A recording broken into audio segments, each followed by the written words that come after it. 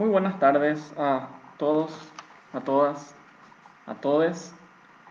Eh, Bienvenidos a este pequeño lanzamiento online, a este pequeño live que estamos haciendo desde la página de Cristianos Inclusivos del Paraguay. Mi nombre es Juan Manuel Talavera, soy miembro de la comunidad de Cristianos Inclusivos del Paraguay. Soy también militante LGTB y también miembro de la comunidad LGBT. Soy licenciado en Historia del Arte, pero también estudié un poco, de todo un poco. Hice Derecho hasta el último año en la Católica. Estudié un poco de Filosofía, estudié un poco de Psicología. Viviendo en Francia, que fue donde hice mi licenciatura en Historia del Arte, es donde comencé tanto la militancia LGBT, donde también formé parte de comunidades inclusivas, formé parte de una comunidad llamada DUEC, Devenir en Christ, que en francés significa volverse uno en Cristo, que es una comunidad de la Iglesia Católica completamente inclusiva, que acepta, digamos, a las personas de la diversidad sexual y les da acompañamiento. Y fue, digamos, ese mi primer contacto que yo tuve con las comunidades inclusivas.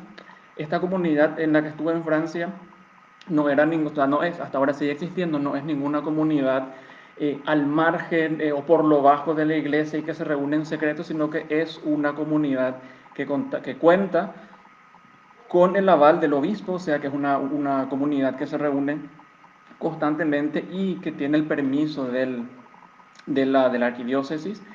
Y después cuando yo volví a Paraguay en el año 2016 fue ahí que conocí a la comunidad de cristianos inclusivos, que es de la cual formo parte ahora. Cristianos inclusivos, como nombre lo indica, es una comunidad, no es una iglesia en el nombre, o sea, en el sentido estricto del término, sino que somos más que nada un grupo de apoyo, y nuestro lema fundamental, o digamos nuestra frase que resume lo que es nuestra comunidad, es que Dios ama a todos, a todas, a todos, sin condición, y ese es nuestro principal pilar, que nosotros creemos que Dios no nos rechaza por quienes somos, y que entonces desde Cristianos Inclusivos damos esa aceptación, ese acompañamiento, y que también estamos acompañando a las personas que forman parte de la diversidad sexual. Cristianos Inclusivos como comunidad es una comunidad ecuménica, es decir, estamos en ella cristianos de diferentes denominaciones. Yo soy católico, sigo siendo practicante, pero tenemos miembros de otras denominaciones cristianas, hay evangélicos, hay luteranos, y como digamos, dentro de las diferentes religiones también hay cierto rechazo de repente a personas de la diversidad sexual. Es que en más de una ocasión también se nos acercaron personas de otros credos, por así decirlo. Tuvimos contacto con gente del budismo, con gente de la Umbanda. Entonces, para abrir sobre todo ese diálogo entre religión o creencias religiosas y el ser miembros de la comunidad LGBT. Pero repito nuevamente, cristianos inclusivos como tal es entonces una comunidad en la cual estamos formados personas lo formamos personas de diferentes denominaciones cristianas. Ahora, este material que estamos lanzando ahora, les repito, o sea, le quiero advertir más que nada que es un material, como el nombre lo indica, un material que ya lo expliqué en algunas publicaciones, es un material sencillito. O sea, la idea de este material que estamos lanzando es simplemente que sea tipo el ABC de algunos elementos, o sea, de algunos elementos, sobre todo para responder a los principales argumentos bíblicos, a los principales versículos bíblicos con los cuales constantemente nos cargan o nos vienen encima, sobre todo los cristianos fundamentalistas. La idea de este material simplemente, como les dije, es que es cortito, de fácil lectura y responder, digamos, de manera más concreta y más sencilla a aquellos fundamentos, ¿verdad? A aquellos versículos que constantemente nos están tirando, ya sea en esta página o de repente a nuestras páginas personales, o qué sé yo, encuentros que de repente solemos tener. Obviamente, repito, es un material súper sencillo, es una especie de, qué sé yo, tipo esta serie de libros que existen de, no sé, tal temática para tontos. Bueno, más o menos esa es la idea de este pequeño material. Si quieren, qué sé yo, algo más teológico, más desarrollado, más elaborado, pueden ir también a los materiales, o sea, este mismo material tiene una pequeña parte, o sea, al final una mínima bibliografía, en el caso de que quieran, digamos, profundizar más, pero les dije, la idea de este material es que sea un poco bastante concreto, bastante sencillo, de fácil lectura, y obviamente el material no toca todo el tema de la diversidad sexual, o de las respuestas, digamos, que queremos, que damos desde la comunidad, sino que, como les dije, es algo lo más general, lo más concreto posible. La idea hoy, más que nada, entonces, lo que yo quiero hacer es simplemente comentar así algunos de esos extractos, algunas de esas partes de este material, y explayarme un chiquitito más. Obviamente yo no voy a estar explicando acá todo el material, que lo pueden ustedes después descargar online. Y la idea entonces es, como les dije, bueno, acá hablar un poquitito más de algunos puntos, simplemente para dar esa presentación general de lo que va a ser el material, que lo hicimos posible. La idea de este material es que justamente fuese publicado en formato, digamos, texto, en formato, o sea, material. Esa es la idea, en formato físico. Pero bueno, debido a la situación del COVID, es que entonces ahora estamos forzados a hacerlo todo online, pero también tenemos justamente ese deseo. O sea, la idea es tener el material en formato físico, y que fue posible también gracias al apoyo de Diaconía, que también nos dio el apoyo justamente para la publicación de este material. Bueno, quiero contarles acá en mi mesa tengo mi ayuda a memoria, son simplemente unas frases que tengo acá para ordenar mis ideas, así que si de repente estoy mirando la mesa, no crean que estoy acá con mi copiatín y simplemente necesito yo organizar las ideas, porque si no, fácilmente me voy eh, por las ramas. Y bueno, quiero hacer justamente también este momento, este vivo, que sea también de lo más entendible también posible, lo más organizado posible. También por esas razones que yo no voy a estar mirando, eh, no voy a estar mirando los comentarios, porque bueno, tengo que estar concentrado también en lo que estoy diciendo. Al final sí voy a tal vez curiosear un poquitito a ver si es que puedo responder a algo que me lancen, pero de momento no quiero cortar. Y tengo abiertas en paralelo otras ventanas donde tengo algunas lecturas, o sea, otras versiones de la Biblia, así que de repente si me ven también cliqueando es porque estoy chequeando también la otra lectura, porque yo conmigo tengo solamente o sea, la Biblia de Jerusalén, por ejemplo, y no tengo acceso, o sea, no tengo conmigo Biblias como la Reina Valera, que son, ¿verdad?, las Biblias que sí suelen utilizar mucho los hermanos evangélicos. Bien, este texto está centrado en justamente el tema del fundamentalismo y la diversidad sexual. ¿Por qué es que hablamos? En primer lugar, o sea, menciono el fundamentalismo porque constantemente, ¿verdad?, es que nos hacen tenemos ese frente, o sea, cada vez que desde Cristiano Inclusivo hacemos publicidad de algún evento, es que, bueno, nos caen tipo Kabishui, más que algún otro fundamentalista que están ahí, ¿verdad?, lanzándonos los mismos versículos de siempre, que, bueno, como ya se vuelve un poco cansino a veces estar repitiendo lo mismo. Entonces, más que nada por eso hablamos de fundamentalismo, porque es constantemente con este grupo, que es lo que generalmente, digamos, nos están cuestionando todo, por así decirlo. Pero al hablar de fundamentalismo, también tenemos que saber que el fundamentalismo, o sea, entender también desde dónde habla el fundamentalismo y cuáles son sus creencias, por así decirlo. Y que también es el principal problema y la limitación que tiene el fundamentalismo, y que es el tema de la literalidad. Es decir, el fundamentalismo propone mucho el tema de leer la Biblia, entre comillas, tal como está escrita, y que decir, o de afirmar, yo no digo esto, la Biblia es la que dice, como diciendo, interpretar, o sea, no se interpreta la Biblia, o sea, yo leo la Biblia y cuento nomás lo que la Biblia dice. Pero hay que tener cuidado con esa lectura demasiado literal de la Biblia, porque la Biblia no es un libro para ser tenido o sea, un libro para ser interpretado de manera literal.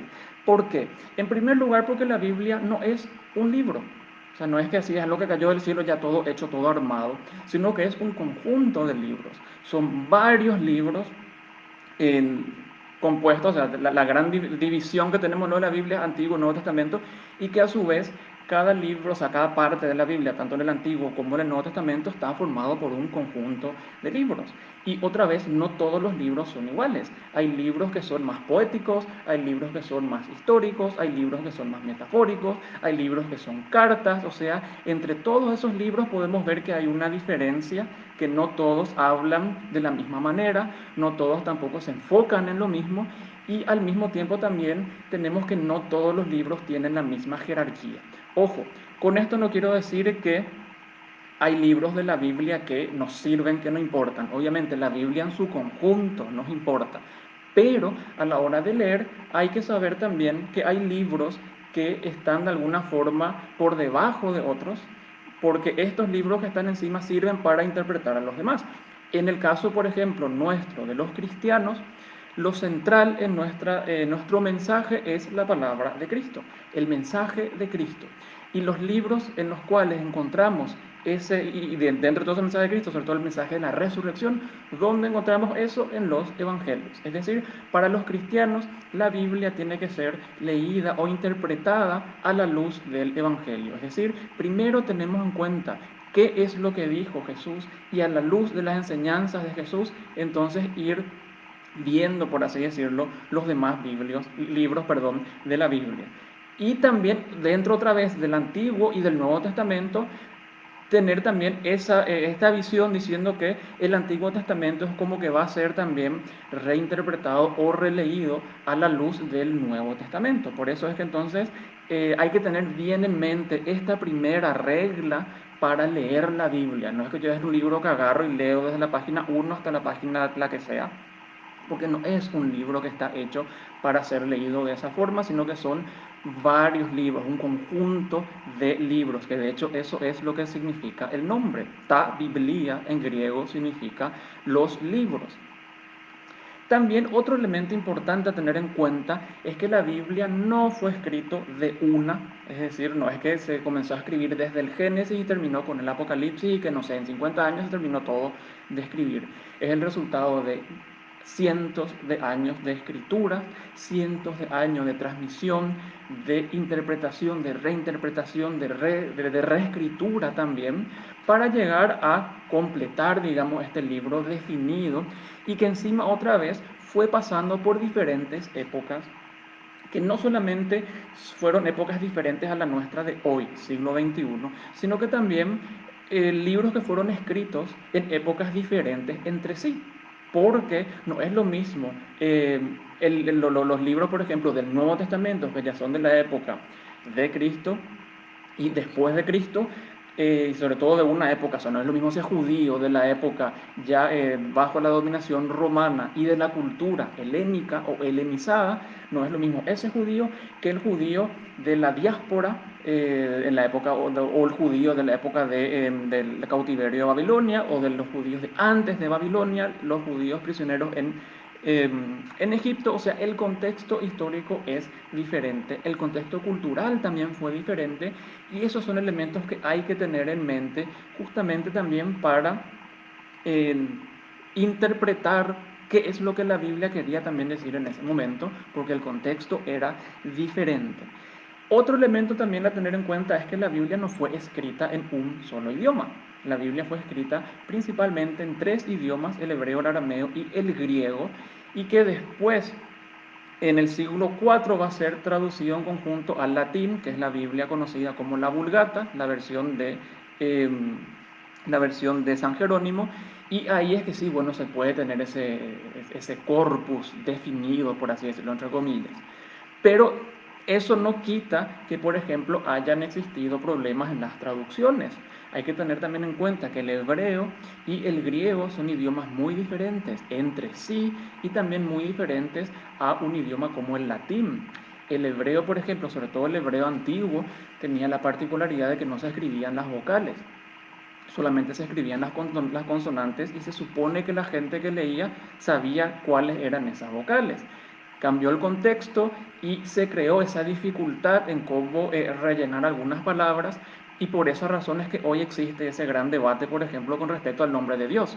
Para los católicos es Yahvé, para los protestantes es Jehová, porque tenemos las mismas consonantes, pero tenemos diferentes vocales. ¿Qué es lo que produjo el cambio? Justamente ese cambio de contexto y el no saber a ciencia cierta cuál es lo que eran los elementos, digamos, o las vocales que se utilizaban para definir ese nombre.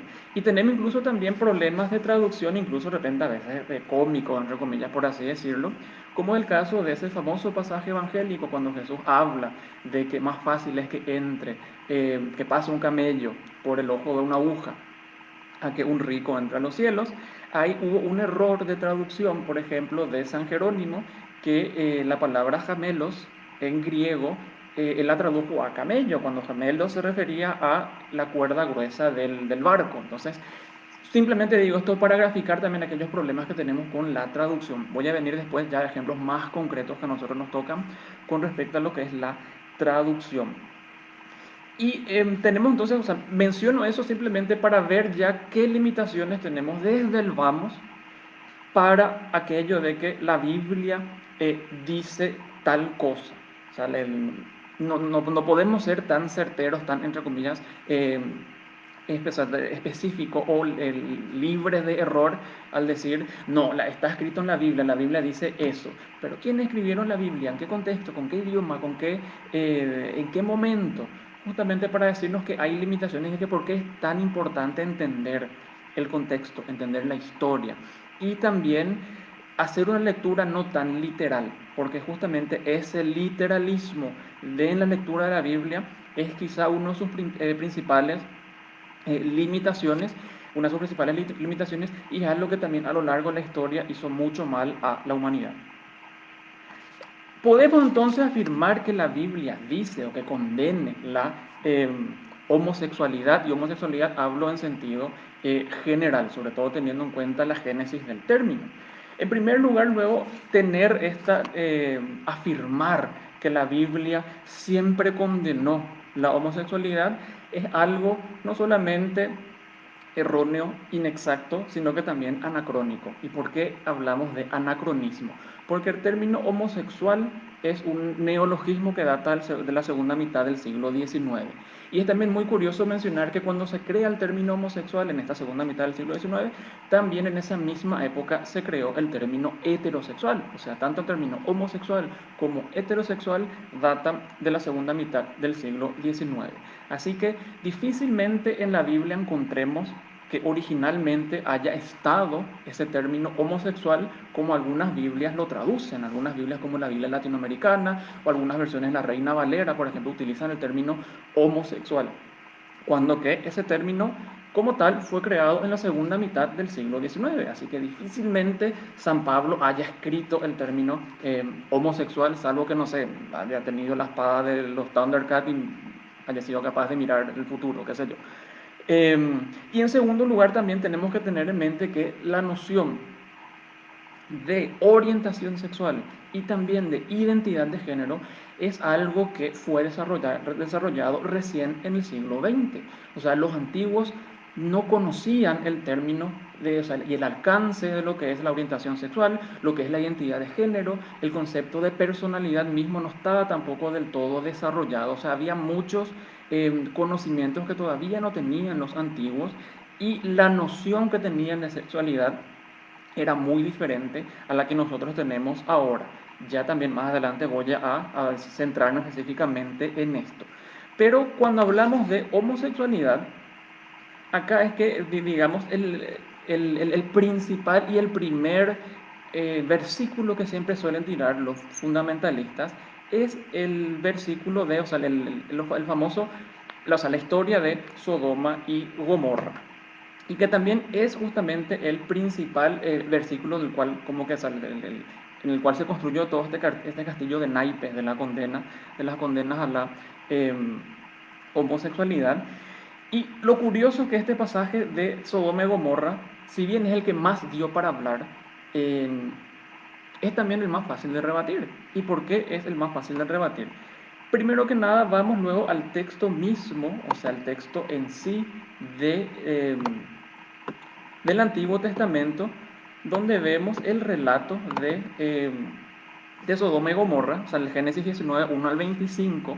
Resumiendo la historia, si es que alguien no leyó la historia de Sodoma y Gomorra, el Génesis nos cuenta que existían dos poblados, Sodoma y Gomorra, donde la gente era demasiado mala, había gente pecadora, no se nos especifican cuáles eran esos pecados, y ahí es que Dios había tomado entonces la decisión de destruir a estas dos ciudades. Manda entonces Dios a dos ángeles para que le quiten a la única persona justa de ese pueblo, que era Lot. Lot entonces iba a salir él con su familia, y ahí es entonces que la multitud, o sea, una muchedumbre, o sea, Lot en verdad no sabía que los ángeles eran ángeles, no sabía que eran enviados de Dios, sabía que eran extranjeros. Él les encuentra en la calle y les invita a que se queden en su casa, y ahí es que los ciudadanos de Sodoma vienen al encuentro y le dicen a Lot que querían conocerle a estos extranjeros. Acá el término, ¿verdad? Algunas Biblias traducen, o sea, en vez de decir conocer, dicen queremos abusar de ellos, o dicen queremos tener relaciones con ellos. Es cierto que el término conocer es bastante amplio y que puede referirse tanto a conocer, tipo conocer a una persona, como tener relaciones íntimas con alguien. En este caso sí sabemos que el término conocer se refiere a una intimidad sexual, porque Lot le dice, o sea, le ofrece, re buena onda era Lot, que le ofrece a sus hijas, diciéndole a los pobladores, hagan con ellas lo que quieren. Dos hijas que no conocieron a un varón, nos dice la Biblia. Entonces, bueno, como dice, le ofrece a sus dos hijas vírgenes para que ellos hagan con ellas lo que quisieran. Entonces acá vemos, ¿verdad? Primer elemento de que el término conocer en el relato de Sodoma y Gomorra se refiere a tener relaciones, a tener relaciones sexuales. Pero bueno, y después los pobladores rechazan esa oferta generosa de Lot, y ahí es entonces que los ángeles le enceguecen a los pobladores de Sodoma, y Lot entonces y con su familia salen de Sodoma y cae esa lluvia de fuego. Si nosotros leemos con detenimiento el texto, vamos a ver muchos elementos que nos dicen, che, espera un poquitito acá, medio que parece que la homosexualidad no había sido el pecado de Sodoma. En primer lugar, tenemos el elemento de que eh, la Biblia nos cuenta, o sea, el texto mismo de la Biblia nos habla de que había la muchedumbre que va a la casa de Lot, era gente de diferentes edades. O sea, si en verdad era un pueblo de solamente homosexuales, como mucha gente afirma, o sea, los fundamentalistas suelen decir eso, ¿cómo entonces es que se reproducían? ¿Cómo es que había gente de diferentes edades si es que todos eran supuestamente homosexuales? En segundo lugar, también, si es que eran homosexuales, ¿por qué es que Lot les ofrece a sus hijas? O sea, les da ese ofrecimiento de, bueno, diviértanse eh, con ellas, pero ellos, bueno, rechazan ese ofrecimiento. Y después también en ningún lugar se nos habla de relaciones consentidas, o sea, no estamos hablando de gente que consensuadamente quería tener sexo. Estamos hablando de una muchedumbre que quería abusar sexualmente de unos extranjeros. Y también habla solamente de hombres, fíjense, no habla de mujeres, no habla de mujeres que estaban teniendo relaciones entre ellas, no habla de mujeres que quieran abusar a otras mujeres. El texto en sí nos habla de hombres que querían abusar a otros hombres. Entonces, si queremos centrarnos en esa literalidad, por así decirlo, del texto, en ningún momento el texto en sí nos habla de relaciones consentidas. El texto nos habla de violación, el texto nos habla de abuso sexual, y el texto nos habla de hombres que quieren abusar a otros hombres. Pero, viendo otra vez en su contexto, la Biblia misma también nos habla, o sea, se va a referir en otros pasajes a Sodoma, hablándonos de ese pecado de Sodoma. Y lo curioso es que cuando la Biblia habla de Sodoma, no nos habla de esa, entre comillas, homosexualidad, sino que nos habla de otros pecados que fueron los pecados de Sodoma, sobre todo lo que eran los pecados de la falta de hospitalidad. En Ezequiel 16, del 48 al 50, leemos que el profeta Ezequiel dice: puedo jurar por mí mismo que ni tu hermana Sodoma ni sus hijas hicieron lo que hicieron tú y tus hijas. Tu hermana Sodoma y sus hijas pecaron de soberbia. Era tanto el pan que tenían y tanto el tiempo que les sobraba, que no se ocuparon de dar fuerza a los pobres y menesterosos. Se llenaron de soberbia y ante mis ojos cometieron actos repugnantes. Por eso decidí destruirlas. Esto está en la versión Reina Valera contemporánea. Otras Biblias, estos actos repugnantes lo traducen por abominaciones, pero todo ese texto de Ezequiel, tanto antes como después, habla, por ejemplo, de la idolatría y las veces en las cuales también el pueblo de Israel cometió estas abominaciones, no necesariamente en sentido sexual. Otro libro que también nos habla de Sodoma es el libro de la sabiduría, Sabiduría 19, 13 al 16. Nos dice así, el libro de sabiduría es un libro que, se me olvidé de mencionar, que hay diferencias también entre las Biblias católicas y las Biblias protestantes, porque no se tienen los mismos libros, sobre todo del Antiguo Testamento. Las Biblias protestantes generalmente no tienen los libros llamados deuterocanónicos. Ocurre que uno de los elementos para, o sea, está lo que se llama el canon de las escrituras, es decir, aquella regla que determina cuáles son los libros que tienen que pertenecer a la iglesia, a la Biblia, perdón, o que tienen que estar dentro de esa estructura de libros, y cuáles no. Y entonces esa diferencia entre libros canónicos y libros apócrifos o textos apócrifos. Uno de los elementos para, digamos, definir, sobre todo los libros del Antiguo Testamento, era el tema del idioma. Está el llamado Canon de Jerusalén, que decía que los libros revelados tenían que ser hebreo o arameo, punto. Y sin embargo, en Alejandría, y de ahí surge el canon alejandrino, donde había ya una fusión entre la cultura, sobre todo la cultura griega y la cultura judía, eran un poquito más, o sea, de mente un poco más abierta, es que ellos también consideraban como posible el que haya libros revelados que hayan sido en griego. Y de ahí entonces que surgen los llamados deuterocanónicos, que son aquellos libros que habían sido también escritos en griego. Y que son libros que, como dije, en general las Biblias protestantes no la tienen, pero sí las tienen las Biblias católicas y las Biblias ecuménicas. Uno de esos libros es el libro de la sabiduría.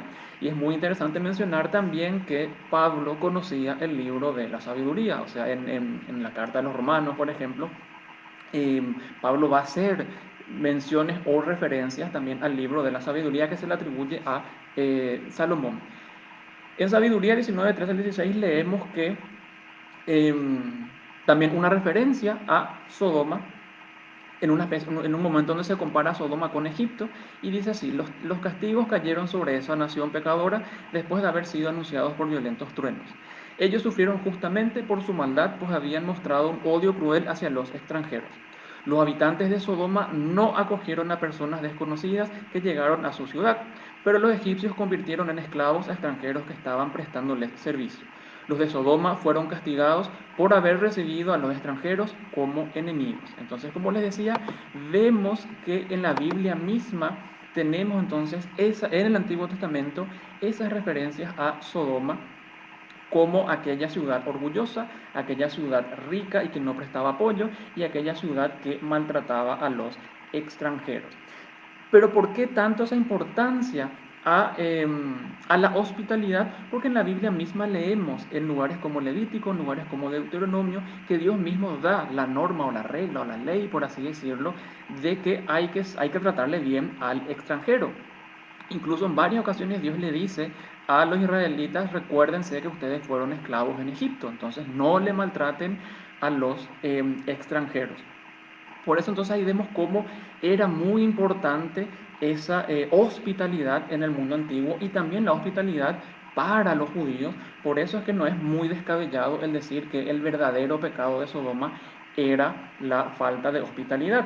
Y tampoco es descabellado sabiendo que el mismo Jesús habla, cuando él menciona a Sodoma, En Mateo 10, 14 y 15 y en Lucas 10, del 10 y siguientes, tenemos aquel momento en el cual Jesús le envía a sus apóstoles y a sus discípulos en misión, a predicar y a sanar, por así decirlo. Y ahí Jesús en un momento le dice a sus apóstoles y sus discípulos que si en algún lugar no les reciben, que se sacudan el polvo de los pies, que continúen su camino y que en el día del juicio esas ciudades van a ser juzgadas de manera más rígida, más estricta, por así decirlo, que Sodoma. Entonces, fíjense, Jesús acá está hablando de falta de hospitalidad. Jesús está hablando acá de lugares en los cuales no les reciben a los apóstoles, a sus discípulos, y ahí relaciona con Sodoma. O sea que nuevamente vemos cómo está esta relación puesta entre eh, falta de hospitalidad y Sodoma, y es algo que lo vemos en el Nuevo Testamento en Jesús. No es tampoco muy descabellado otra vez porque los cristianos de los primeros tiempos también relacionaban esa falta de hospitalidad con Sodoma. Sobre todo eso lo vemos en escritos de Orígenes. Orígenes es uno de los padres del cristianismo. De hecho, o sea, un gran teólogo también. A Orígenes que le debemos también esto de hablar de los 4 niveles de la interpretación bíblica: la literal, la metafórica, la analógica, la moral. Y Orígenes escribe en una serie de homilías, y en una de ellas, las homilías sobre el Génesis del siglo III después de Cristo, él habla se refiere específicamente a Lot. Y les voy a leer lo que dice esta homilía sobre el Génesis. Una parte, por supuesto. Los ángeles enviados para la destrucción de Sodoma, deseando llevar a cumplimiento la misión encomendada, se cuidan primero de Lot, su huésped, para sustraerlo en consideración de su hospitalidad a la destrucción del fuego inminente. Oíd esto los que cerráis las puertas a los peregrinos. Oíd esto los que evitáis al huésped como a un enemigo. Lot vivía en Sodoma. En la escritura no leemos ninguna otra buena acción suya. De él solo se recuerda la hospitalidad habitualmente practicada. Escapa a las llamas, escapa al incendio por el solo hecho de haber abierto su casa a los huéspedes. Los ángeles entraron en la casa hospitalaria, el fuego entró en la casa cerrada a los huéspedes. Ciertamente Lot era hospitalario, puesto que, según el testimonio de la escritura, escapó a la muerte por haber hospedado a los ángeles, perdón. Entonces, fíjense, acá nuevamente vemos esa relación entre falta de hospitalidad y pecado de Sodoma. Ahora surge entonces la pregunta: ¿cómo y cuándo es que se produjo ese cambio? ¿Cuándo es que esa falta de hospitalidad o ese egoísmo o ese abuso al extranjero, abuso al otro, se va a convertir en, entre comillas, homosexualidad? Y aquí tenemos que remontarnos en el tiempo nuevamente a la Edad Media. En el siglo XI, un teólogo, Pedro Damiano, publica un libro llamado el Liber Gomorrianus, o el libro de Gomorra, más o menos aproximadamente allá por el año 1050. Y es aquí, en esta época, o sea, y sobre todo con esta publicación, que se va a definir lo que era el llamado pecado contra natura. Y en este libro Gomorrianus, en este libro de Pedro Damiano, él habla entonces de ese pecado contra natura y comienza a relacionarlo también con Sodoma y Gomorra. Lo curioso es que en este libro Gomorrianus, Pedro Damiano habla de 4 grados de pecado contra natura. El primer grado era la masturbación, el segundo, o sea, la masturbación en solitario. Segundo grado, masturbación de a dos. Tercer grado es la cópula entre muslos, es decir, sin penetración. Y el último grado del pecado contra natura era la penetración anal. Y ojo que dice penetración anal. En ningún momento está hablando de relaciones consentidas, parejas estables, o sea, habla simplemente de sexo anal. Así que ese pecado contra natura también podía cometerlo personas heterosexuales fácilmente. Hay que entender también que en esa época, o sea, ¿por qué también se comienza a hablar de esto? Porque en esta época, en este siglo XI, estaba comenzando, o sea, estaban en juego también en el contexto 2 debates en torno a la sexualidad. en torno al sexo más que nada. En primer lugar, en la iglesia se estaba debatiendo el tema del celibato en los sacerdotes. No es que desde siempre los sacerdotes eran célibes, o sea, eso es algo que recién a fines de la Edad Media prácticamente se va a establecer, sobre todo a partir de del Cuarto Concilio de Letrán, más que nada, de 1215. Pero a partir de este siglo XI es que comienza justamente ese tira y afloja y ese gran debate dentro de la iglesia por definir y establecer bien esa norma de el celibato en los sacerdotes. Entonces, esos actos contra natura también tocaban a lo que son esos pecados que atentaban contra el celibato, específicamente del celibato de los sacerdotes. Y también otro debate que se estaba teniendo, más que debate, una lucha interna, por así decirlo, que existía en la iglesia, es que en esta época también comienza a surgir la herejía cátara.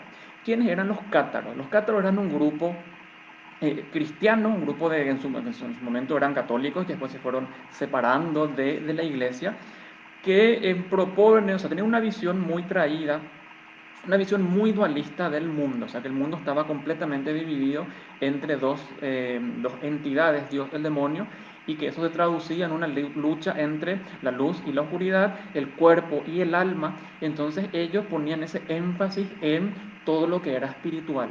Por esas razones que, por ejemplo, negaban la reproducción y negaban el matrimonio, porque decían que al reproducirse uno está trayendo más carne, por así decirlo, uno se vuelve material y entonces de alguna forma no es que condenaban, pero no veían con buenos ojos esa reproducción y proponían el ascetismo, proponían el celibato.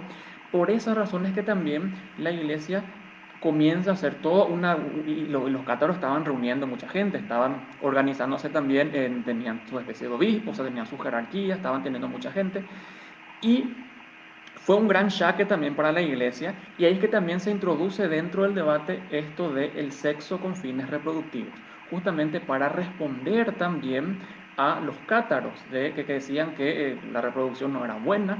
Entonces, por esas razones que en este contexto es como les dije, se mete con todo dentro del debate el tema del celibato y de aquellos pecados que atentan contra el celibato y el tema del sexo con fines reproductivos. A eso le agregamos, estamos en el siglo XI, le agregamos que en el siglo XII los cátaros continuaban, ¿verdad? Tenían mucho más, tenían más seguidores, por así decirlo, y tenemos que agregarle también que en plena época de las cruzadas también estaban perdiendo territorio en Tierra Santa, y por esas razones que también como que la iglesia comienza a buscar culpables aquí, buscar culpables allá.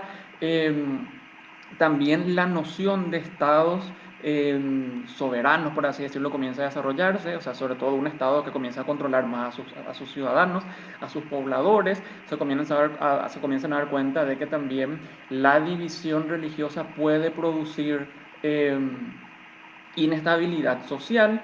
Entonces aquí es que se comienza también a perseguir a las diferentes minorías.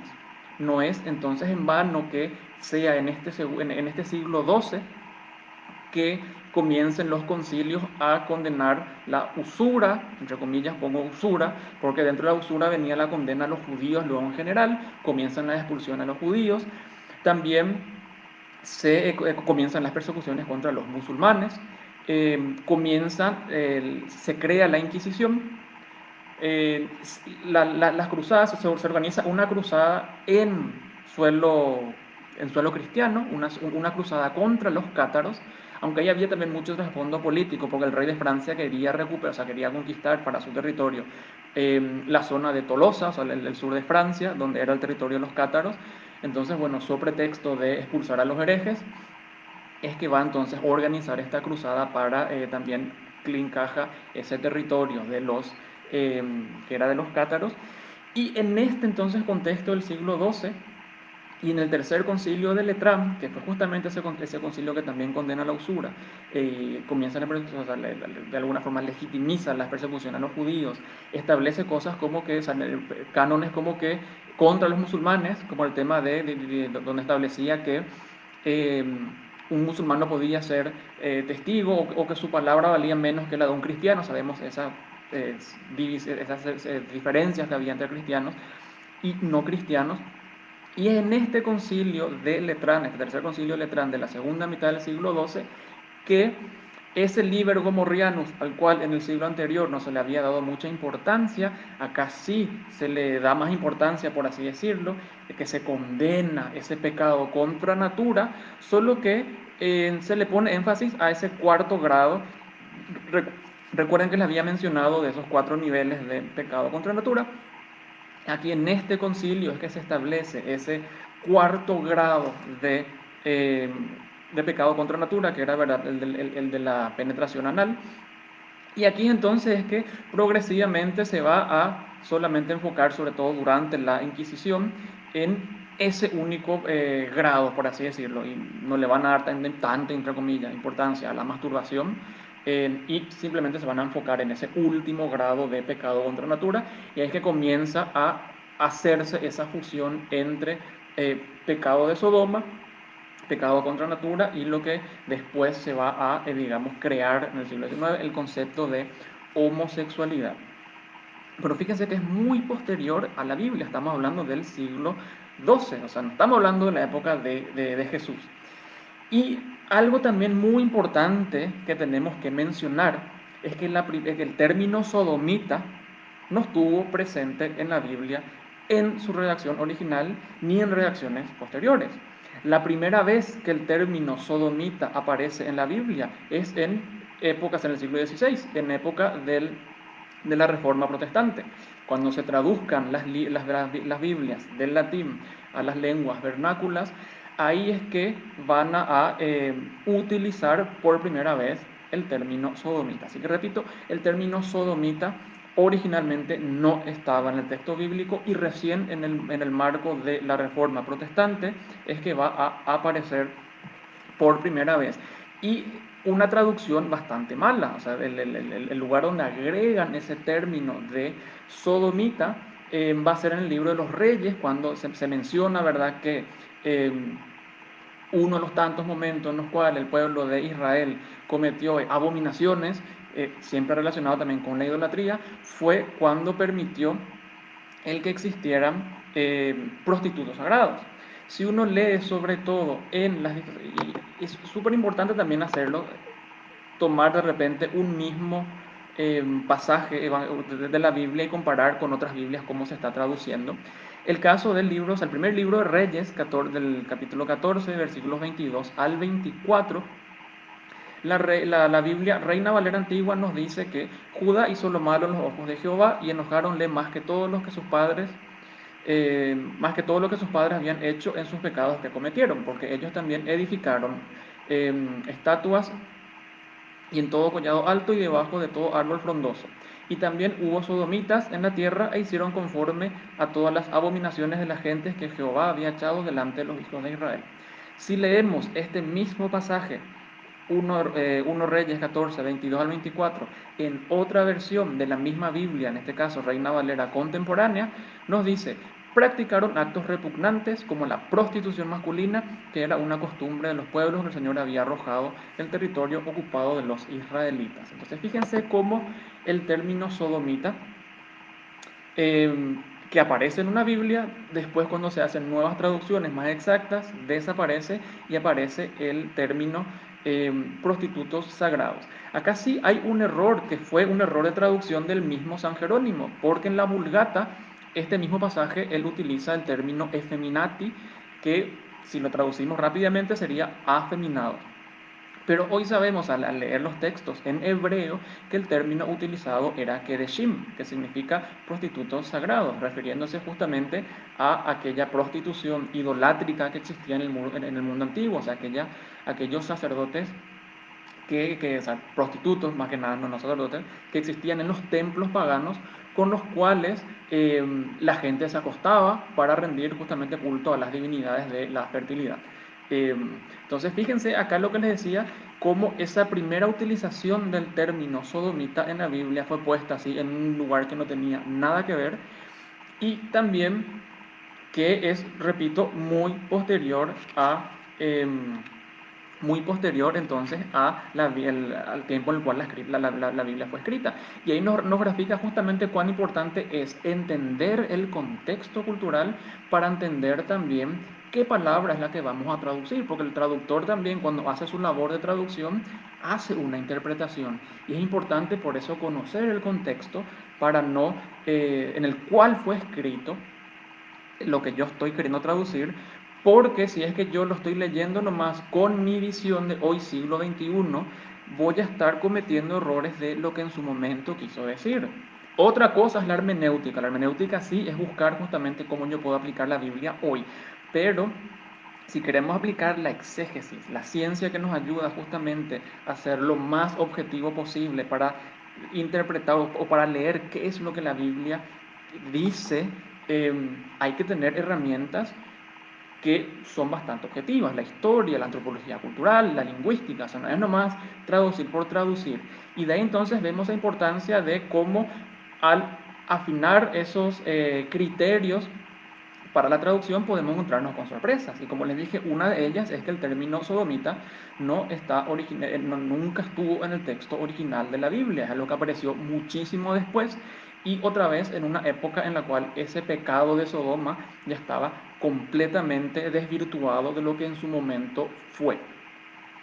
Y es muy gracioso que cuando el fundamentalismo quiera tirarnos los libros, digamos, del Antiguo Testamento y que quieran ser literalistas, diciendo, no, mira acá, en esta parte del Antiguo Testamento, en Levítico dice esto, en el Génesis dice esto, en Éxodo dice esto. Pero el Antiguo Testamento también tiene muchas partes literales con las cuales el fundamentalismo tipo se hace el hamstercito, ¿verdad? Lentejú que no ve. Porque si vamos a ser literalistas con todo. No vamos a elegir nomás, este me gusta, este no me gusta, tipo, agarrar una flor, me quiere, no me quiere. No es así, digamos, como se hace un análisis serio. Y justamente en el mismo Antiguo Testamento podemos encontrar pasajes con los que hoy nadie es literalista. Deuteronomio 21:18, por ejemplo, nos dice que si tu hijo es desobediente y no te hace caso, puedes llevarlo ante los ancianos y que se la apedrea, o sea, que la comunidad le apedrea a tu hijo. Muy pedagógico no es. Deuteronomio. Éxodo, o sea, el libro del Éxodo, por ejemplo, el Éxodo 21, el 2 al 7, nos habla del tema de que se puede tener esclavos y que incluso se le puede vender a la hija como esclava. Pero quizá uno de los pasajes más interesantes de este literalismo selectivo es que, por ejemplo, el préstamo interés está condenado por la Biblia. En Deuteronomio 23:19 leemos que está escrito: no cobrarás interés a tu hermano, interés sobre dinero, alimento o cualquier cosa que pudiera ser prestado a interés. O en Éxodo 22:25 leemos que si prestas dinero a mi pueblo, a los pobres entre vosotros, no serás usurero con él, no le cobrarás interés. En Levítico 22:36 leemos: no tomes interés y usura de él, más teme a tu Dios para que tu hermano viva contigo. Incluso durante los primeros años del cristianismo, muchos padres de la iglesia se opusieron al préstamo a interés. Y allá por los siglos XII y XIII, cuando comienza a nacer el concepto de banca, o el concepto de lo que va a ser el banco, y que entre en la iglesia esa discusión en torno al préstamo, es que la iglesia va a condenar el préstamo, porque la visión que se tenía del trabajo es que el trabajo, o sea, tu ganancia tenía que venir del trabajo, del esfuerzo. Recuerden que cuando Dios le expulsa a Adán y Eva del paraíso, a Adán le dice que él va a tener que trabajar con el sudor en la frente, o sea que tiene que esforzarse. Y en la Edad Media se consideraba que si yo prestaba plata, no estoy trabajando, o sea, ¿por qué voy a ganar plata de la plata que presté si ahí no hay ningún esfuerzo? Por eso es que hubo hubo padres de la iglesia e incluso pensadores y teólogos que condenaban el préstamo a interés. Hoy en día, sin embargo, no veo a ningún literalista, no veo a ningún fundamentalista cristiano que esté condenando los bancos, que esté condenando las financieras. O sea, vamos Si vamos a ser literalistas, vamos a ser literalistas con todo, no es nomás, este me gusta, este no me gusta. Así que si vamos a citar el Antiguo Testamento diciendo la Biblia dice también muchas otras cosas, y no todos están cumpliendo esas otras cosas que dice la Biblia. Así que, oye, decidí, gente, o interpretamos la Biblia o leemos nomás así textualmente lo que va a decir siempre. Fíjense, entonces ahí es que vemos esa gran limitación que tiene el fundamentalismo y esa lectura selectiva de la Biblia de manera literal, porque no todo en la Biblia es literal y el fundamentalista mismo lo reconoce cuando le conviene, cuando no, ahí es otra historia. Y eso justamente nos lleva o sea, salto acá al Nuevo Testamento, como les dije, voy a hablar de un panorama general para no estar haciendo tan largo, no estar hablando de todos los temas que van a poder leerlo en el material.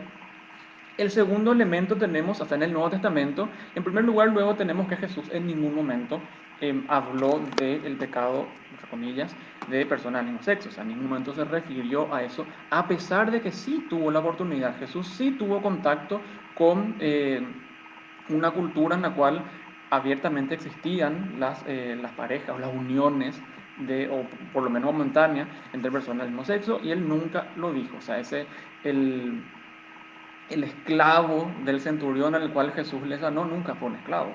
Eh, Era el chico del centurión. Y Jesús en ningún momento le dijo, bueno, mira, le sana a tu chico, pero no peques más. Nada. Pero bien, dejo esto acá. Si alguien después quiere abrir el debate en torno a este tema, con gusto retomo, pero voy al punto que justamente en el Nuevo Testamento tenemos las dos famosas palabras, o sea, el fundamentalismo lo que más se centra sobre todo es en San Pablo y lo que San Pablo dijo con respecto a la homosexualidad. Repito, el término no existía, así que San Pablo difícilmente haya hablado de homosexualidad.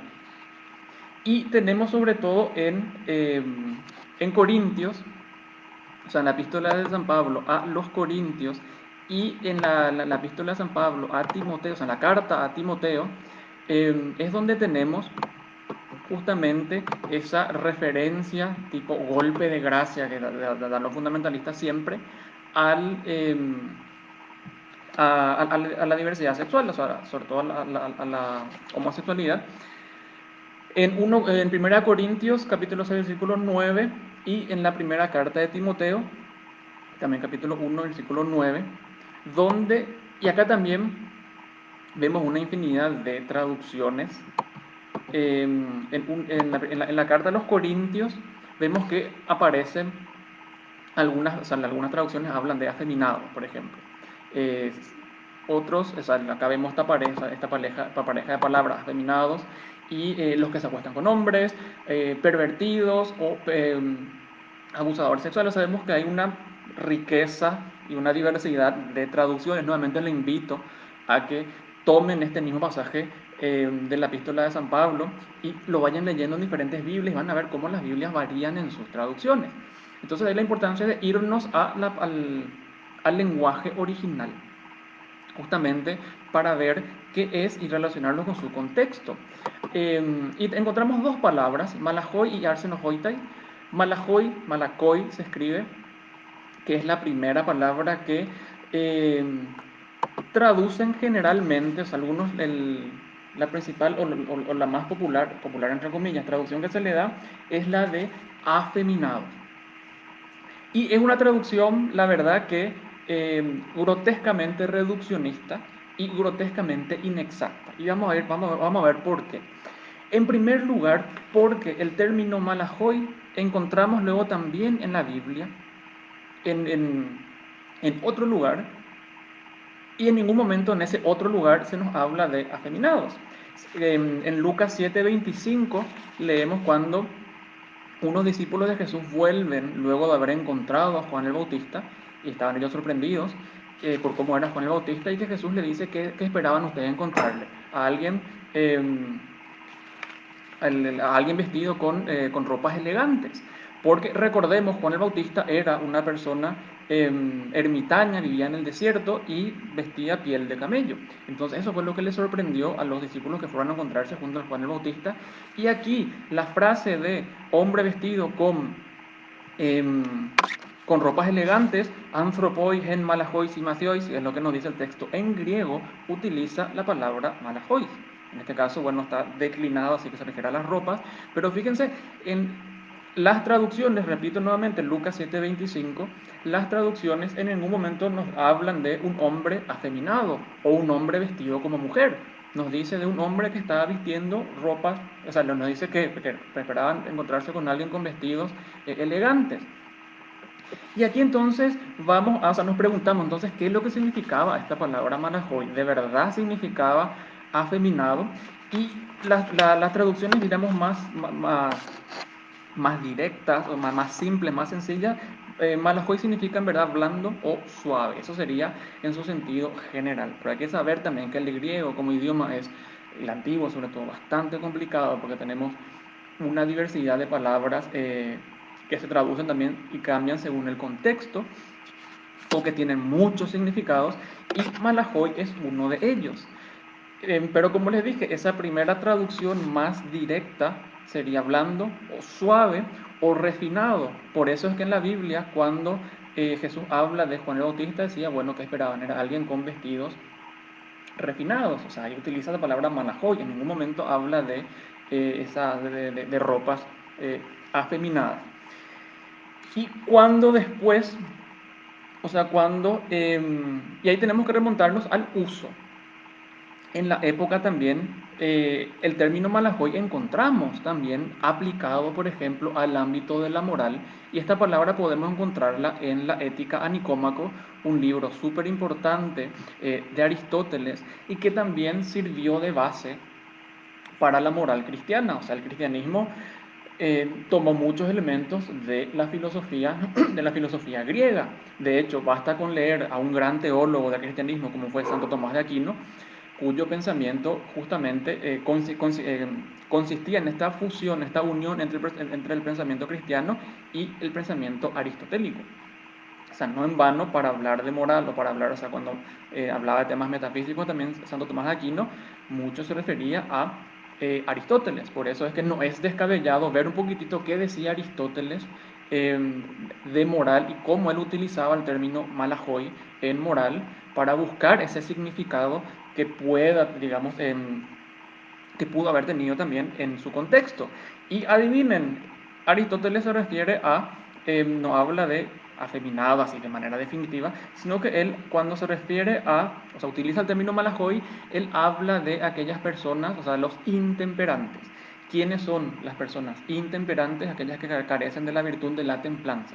La virtud de la templanza es una de las 4 virtudes cardinales y que es la virtud que ayuda a combatir la concupiscencia. Es decir, el intemperante es la persona licenciosa, es la persona pasional, por así decirlo, que se deja llevar por sus pasiones. Entonces, ese es el sentido moral que por lo menos tenía en el contexto griego la palabra malahoi, que era sobre todo si lo vemos desde la perspectiva de Aristóteles, la persona intemperante, la persona licenciosa, la persona que se dejaba llevar por la concupiscencia. Fíjense que es súper general esta definición. Y la Vulgata, sin embargo, recuerden, malahoi, entonces malahoi singular, malahoi plural, su traducción así más sencilla, más rápida, es blando, suave, refinado. La Vulgata, cuando va a traducir, ¿verdad?, San Jerónimo la Biblia al latín, él utiliza en este pasaje de San Pablo, él utiliza la palabra molles, se escribe con doble L, que puede tener dos raíces, que puede venir de dos palabras. Puede venir de molicia, que significa elasticidad, o de moliches, que significa blandura. O sea, fíjense, seguimos en la misma idea.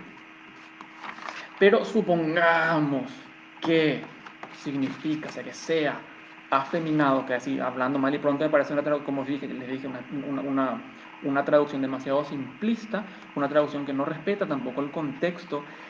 Recordemos que esta carta San Pablo la escribió para gente de la ciudad de Corinto, del siglo I después de Cristo. No escribió para gente de hoy, siglo XXI. Entonces también hay que entender, en primer lugar, el contexto cultural y también qué es lo que entendía la gente de San Pablo en esta época y cómo se entendía también la sexualidad. Como les dije, en el pasado no existía esta noción que tenemos hoy de orientación sexual, tampoco existía la noción de identidad de género, y el sexo era interpretado de una manera bastante diferente a la nuestra, a pesar de que todavía tenemos ciertos fantasmas de esta concepción del sexo que tenían los antiguos, porque el sexo se concebía como una relación de poder, es decir, una relación en la cual siempre tenía que haber una persona dominante y una persona dominada. Ellos no separaban el mundo entre heteros y homosexuales, sino que separaban ellos, su espectro, su patrón era entre dominado y dominante, porque eso también tenía que venir acompañado con un estatus social. Es decir, la persona que tenía que ser la dominante de la relación, obviamente tenía que estar en un estatus social de dominancia. Ser obviamente hombre, ser obviamente ciudadano libre, ser una persona mayor, y la persona que era la dominada tenía que estar pertenecer a tener un estatus social de dominada, es decir, obviamente, para la época, mujer, ser esclavo, ser extranjero, ser una persona más joven. Entonces esa era la norma que ellos seguían. Em, como les dije, era justamente esa relación de poder. Y de ahí entonces es que sexualmente también se consideraba, o sea, ese rol también tenía que traducirse sexualmente. Y de ahí esa división entre el activo de la relación, el que penetraba, y el pasivo de la relación, la persona que era penetrada. Porque también justamente ese acto de penetrar era tenido como una especie de conquista, de dominación. Y el que era, la persona que era penetrada era una persona dominada. Y fíjense cómo eso es algo que hasta ahora hoy se mantiene en nuestra cultura de manera muy despectiva. O sea, voy a dar acá un ejemplo muy chabacano, pero bueno, que grafica a lo que me refiero. Eso de decirle, le rompí el culo a fulanito, como diciendo, le gané, lo humillé. Todavía está presente en nuestra cultura eso de decir que la persona que es penetrada es una persona sumisa, es una persona humillada, es una persona a la que se le dominó, y la raíz de esto la tenemos justamente en esta forma que tenía la antigüedad de ver el sexo. Y un rasgo muy curioso que tenemos acá también, y esto que es interesante y es importantísimo tenerlo en cuenta a la hora de hablar o tratar de entender esto de afeminados en la antigüedad, es que justamente por esa razón del dominado y el dominante es que para un griego, por ejemplo, un hombre que le penetraba a otro hombre no era afeminado. Y tal es el caso que existieron héroes de la antigüedad que tuvieron parejas, hombres, y que nunca fueron considerados afeminados. Zeus, por ejemplo, si bien es cierto, no fue un héroe, es un dios de la mitología griega, pero es el gran Don Juan de la mitología griega. Zeus, por ejemplo, tenía una pareja hombre, Ganímedes, un chico al cual le secuestró por lindo, le llevó al Olimpo e hizo de él su copero para justificar su presencia en el Olimpo, pero le tenía constantemente en el Olimpo como su pareja. El mismo Poseidón se enamoró de Pélope, de un héroe, de un atleta, y de un príncipe, ¿verdad? Y le llevó también al Olimpo un tiempo como amante suyo. Platón nos habla de esa relación entre Aquiles y Patroclo. eh, y después también en la historia tenemos ejemplos así reales, como el caso del ejército de Tebas, que es un ejército el ejército sagrado de Tebas, que estuvo compuesto por parejas de hombres. O también tenemos, en la historia del arte nos da ejemplos de estas parejas también, o sea, podemos ver muchos ejemplos de estas parejas, como el caso hay un grupo escultórico del periodo severo llamado los tiranicidas, que es una pareja de eh, dos hombres que mataron al último tirano, a Hiparco, uno de los últimos tiranos de Atenas, y que fueron tenidos como héroes de Atenas, por ser, digamos, por así decirlo, padres de la democracia, pero están representados, eran pareja, y eso nos cuentan historiadores como Tucídides, perdón. O sea, nos habla de que eran amantes, de que eran pareja, y de ninguno de ellos se dice que eran afeminados. Por eso, cuidado también con eso de de que porque Wahú diga afeminado, significa afeminado para lo que hoy es el siglo XXI.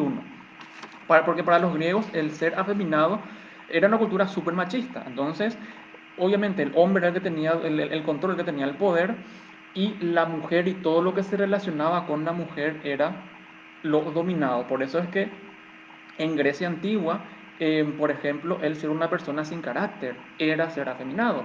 El ser una persona fácilmente influenciable era ser afeminado. El ser una persona demasiado sumisa era ser afeminado. O sea, el afeminamiento, si existe esa palabra, no pasaba solamente por el tema sexual. Así que por eso el traducir malajoy por afeminado nomás y decir eso es un sinónimo de homosexualidad es sumamente perverso, sumamente malintencionado y sumamente inexacto e incorrecto.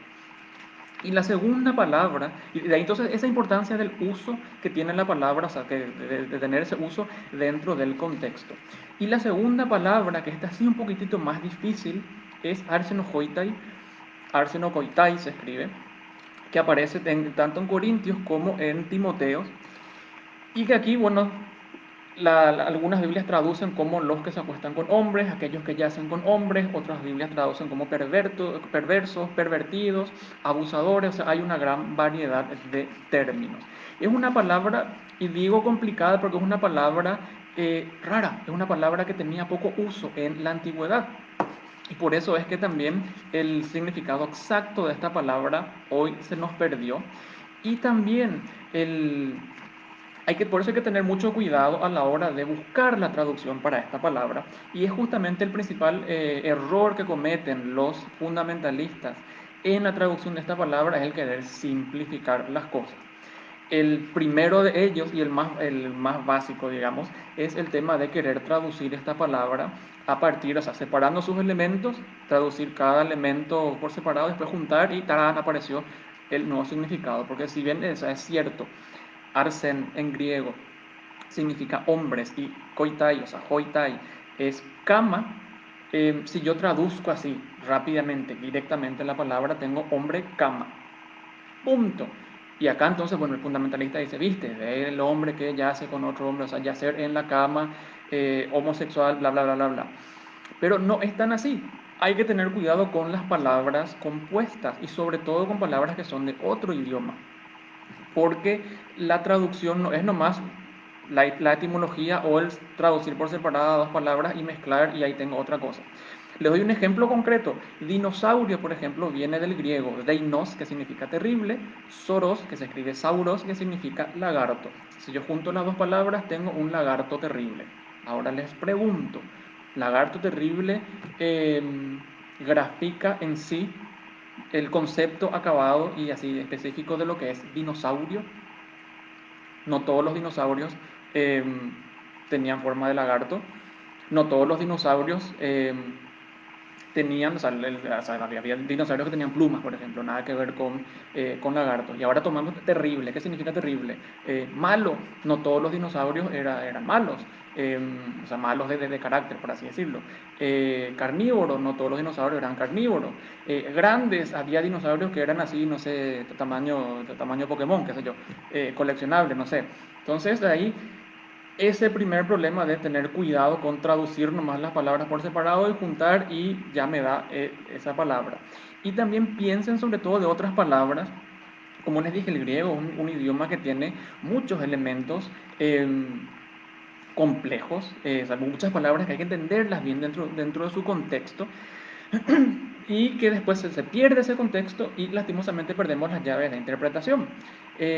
Piensen sobre todo, yo soy terrible con el guaraní, pero piensen en una palabra. O sea, el guaraní justamente tiene muchas palabras que para traducirlas directamente al castellano nos encontramos con una dificultad gigantesca. Pirebaí, por ejemplo, si yo junto las dos palabras, o sea, por separado, pire, que es piel, baí, que es feo, uno, piel fea, en verdad, cuando decimos que una persona está pirebaí es porque tiene la piel fea.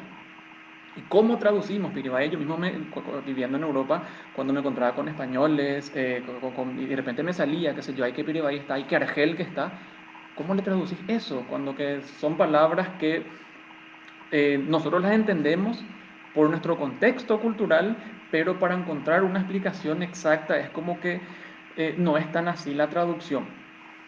O si eso no fue suficiente, doy también otro ejemplo para reír un poco chabacano también, pero para reír un poco, rompebola, palabra compuesta también, y que está súper relacionada con el contexto, si yo junto, o sea, romper y bola, la pelota, qué sé yo. Imagínense que la raza humana ahora desaparece y en 1000 años vienen los extraterrestres y encuentran documentos de la cultura hoy en día, encuentran esta palabra rompebola, la traducen a romper bola, romper la pelota, que era alguien que no le gustaba el fútbol. Simplemente digo este ejemplo para ver la importancia del contexto y cómo el traducir las palabras, así nomás por sus componentes y juntando, ya me da el significado, no es del todo exacto y no es del todo, no es acabado, es bastante peligroso de hecho traducir eso, sobre todo teniendo en cuenta que estamos hablando de otro idioma, sobre todo en el español las palabras compuestas sí en general tienen un significado más específico, pero en otros idiomas como el inglés o el griego es mucho más amplio el significado. Y de ahí entonces hay que tener en cuenta justamente de que el significado de una palabra no es su etimología, o sea, no es la etimología la que va a determinar el significado de la palabra, sino que es su uso en su contexto. Toda esta introducción grande para decir simplemente que el problema que tenemos con Arseno Hoyta es que se nos perdió ese contexto y que el uso que se le daba era poca. Es una palabra que posiblemente la creó San Pablo o alguien posterior a San Pablo, porque también las epístolas de San Pablo tuvieron pequeñas glositas ahí que de repente que se fueron agregando posteriormente. ¿Y por qué digo esto? Porque si nosotros nos ubicamos en el contexto, escritores anteriores a San Pablo que se refirieron a personas y a uniones entre personas del mismo sexo o relaciones entre personas del mismo sexo, nunca utilizaron esta palabra.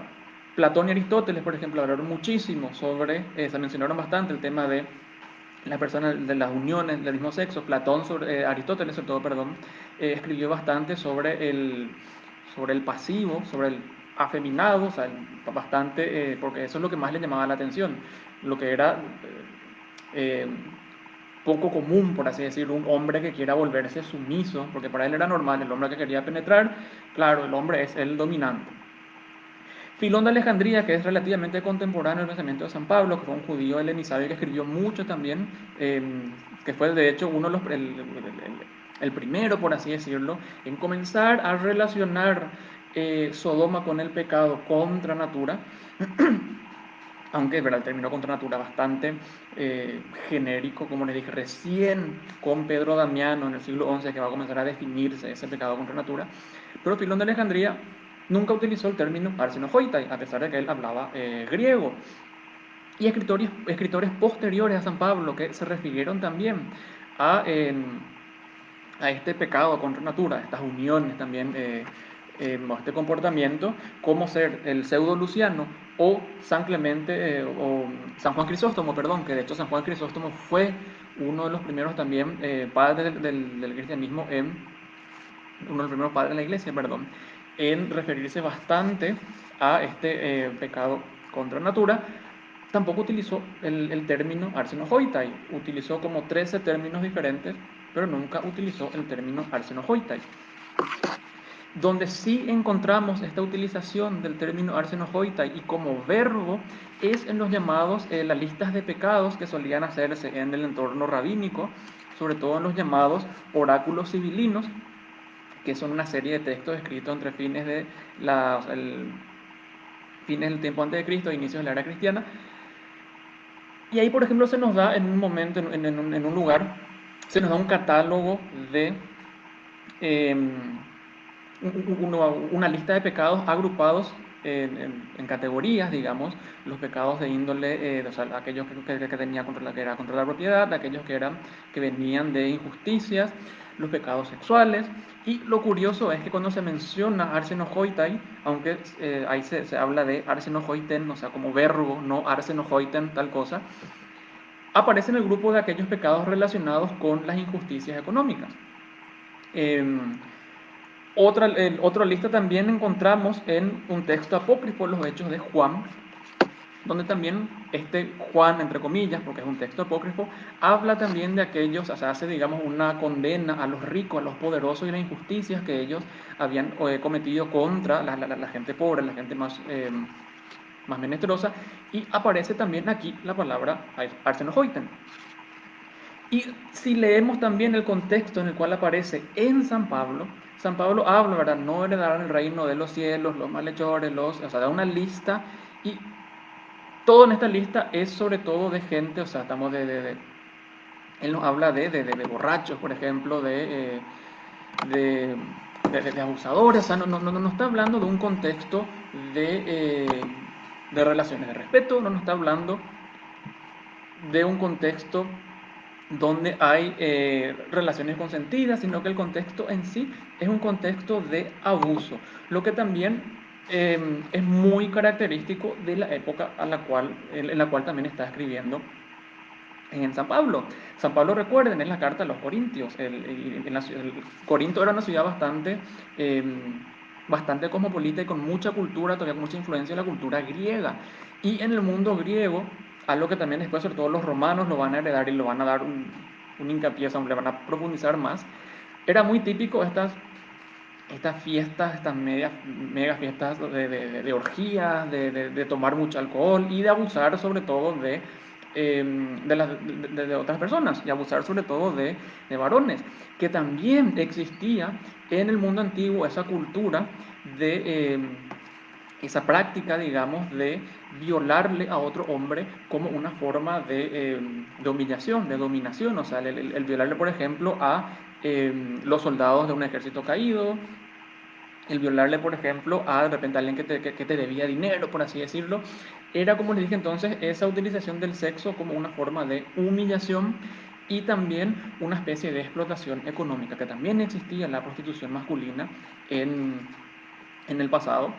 Y muchas veces también, no solamente, o sea, existía de repente el caso de robar niños para después venderlos, o sea, como prostitutos. O sea, es algo que también existía en el pasado y por eso es que este término, Arsenokoitan, si es que vamos a ubicarlo en su contexto, tiene mucho más que ver con la explotación sexual, tiene mucho más que ver con el abuso, tiene mucho más que ver también con la idolatría, por esto también de estos cultos orgiásticos, donde también, ¿verdad?, existían estas violaciones, estas relaciones sexuales para reverenciar a estas divinidades. Eh, entonces se relacionaba más con esto que con la unión consentida y en el marco del respeto entre personas del mismo sexo. Entonces, por eso, de ahí esa importancia que mencioné de entender el contexto para entender el uso de la palabra, que no es nomás yo voy a traducir así con sus elementos, 2 y 2 son 4 y ya está. Porque como les dije, cambió el contexto. No podemos traducir una palabra que pertenece a un contexto completamente diferente al nuestro y a una época completamente diferente a la nuestra. No podemos traducirla con los ojos de la cultura de hoy. Eso es algo que por eso tenemos que entender bien de dónde sale esa palabra y cuál era el uso que se le daba para determinar su significado, porque la etimología de las palabras también cambia con el uso. Un ejemplo tonto, salario, antes era con sal, de ahí viene justamente el nombre. A nadie se le paga hoy con sal porque, bueno, antes sí la sal era difícil de conseguir, hoy en día te vas acá a la despensa en la esquina y tenés sal. O sea, también cuidado con el querer reducir nomás a la etimología de las palabras. Patrimonio era solamente lo que manejaba el padre de familia, hoy la esposa puede manejar también su dinero. No porque en patrimonio esté el prefijo pater, patris del padre, más que nada significa que solamente el varón vaya a manejar su patrimonio. Por eso, cuidado con el tema de traducir nomás eh, teniendo en cuenta, ¿verdad?, la etimología nomás, o traducir así por separado las palabras y después junto y aparece una nueva palabra. Y por último quiero entrar esto sí, de esto no hablé en el material, pero como les dije quería hacer un poquitito más, o tratar de hacerlo lo más sencillo el material porque también teníamos límite de espacio, entonces bueno, traté de tocar los temas más, entre comillas, polémicos. Y esto dejé, digamos, para otro proyecto posterior, por así decirlo, que es también el tema de algo con lo que siempre nos menciona el fundamentalismo, y no solamente los fundamentalistas, hasta incluso gente que uno es creyente, pero es re pro vida, re pro familia, que cuando se opone a la homosexualidad y también a las personas trans, el famoso Dios creó al hombre y la mujer. Y ahí, bueno, citan, verá, el Génesis, que en el Génesis leemos que Dios creó al hombre y la mujer, Dios creó macho y hembra, Dios creó a Adán y Eva, no a Adán y Esteban, bla, bla, bla, bla, bla. En primer lugar, recuerden, la Biblia fue escrita en otras épocas, fue escrita también en muchos momentos diferentes, en otros idiomas, y también hay que saber que en la Biblia, sobre todo los libros del Antiguo Testamento y los del Génesis, estamos hablando de libros bastante antiguos y de una época en la que todavía no se escribía tampoco. O sea, antes de que se comience a escribir la Biblia, hubo toda una época de relato oral, y en el cual, conforme pasaba el tiempo, también se le iba agregando un poquitito, y también los mismos judíos iban absorbiendo algo de su cultura, de la cultura, perdón, en la que estaban ellos inmersos, ya sea Egipto, ya sea Mesopotamia.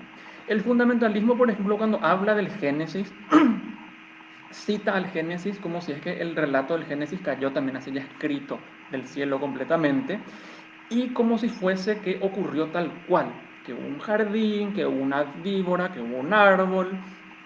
Sin embargo, el relato del Génesis, eh, originalmente, o sea, acá los judíos tomaron elementos de la cultura de Mesopotamia y le dieron así una variante, por así le modificaron para narrarnos cómo fue la creación. Es un relato bastante metafórico porque la verdad que los judíos tomaron a la hora de escribir, de hablar del Génesis, digamos, de la creación, tomaron elementos de la cultura que ya existía, como hacer sobre todo el mito del diluvio, de Eridu, que después se va a convertir en los relatos de Gilgamesh.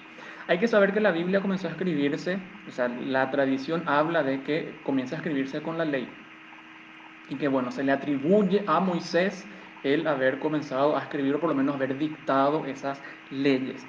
Históricamente hablando, se discute la existencia de Moisés como persona real. Esa también otra bomba que les tiro. Después, si quieren debatir este tema específico, con gusto seguimos, pero sepan que históricamente hoy no se discute esa existencia de Moisés como tal.